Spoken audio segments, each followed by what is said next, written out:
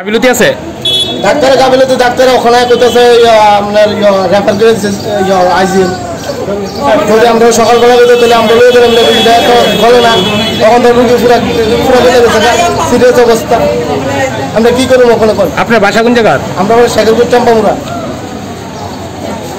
Phone করছি হ্যাঁ কইতেছে আইতেছে ভাত খাইতেছে হ্যাঁ হ্যাঁ কোনো আইতেছে না।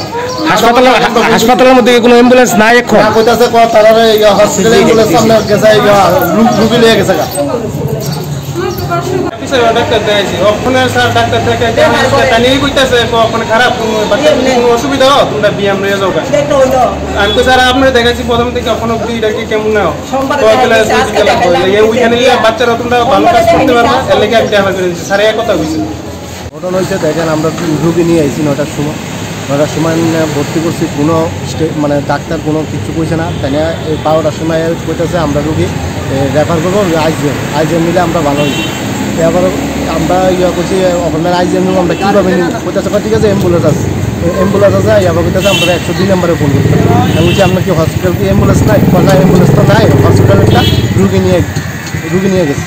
তা আমরা 102 ফোন করলাম, গাড়ি আছে বিশ্রামঞ্জের থেকে আইতে এই এখন আমরা রুগী নিয়ে গেলাম আইজিএম। হাসপাতালের মধ্যে কি কোনো অ্যাম্বুলেন্স ছিল না? হাসপাতালে অ্যাম্বুলেন্স আছে আমরা কইতেছি অ্যাম্বুলেন্স আছে না না এটা ড্রাইভার নেই। কতক্ষণ পরে নিয়ে গেছেন? কমে আপনার 40 মিনিট পরে। কি